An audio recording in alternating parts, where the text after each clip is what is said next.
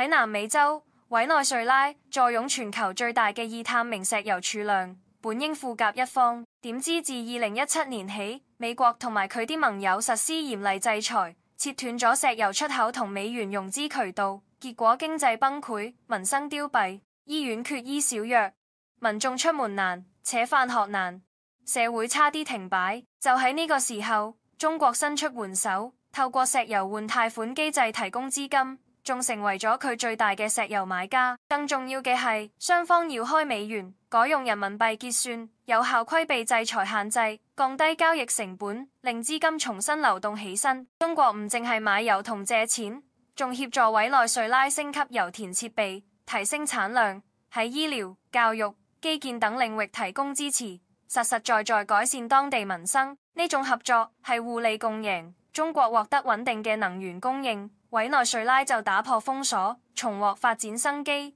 兩國喺國際舞台上亦互相支持，共同抵禦外部壓力。面對美西方嘅集體圍堵，委內瑞拉選擇同中國深化合作，成為又一個全天候戰略夥伴。呢個唔係簡單嘅援助，而係建立喺平等同尊重基礎上嘅長期共贏。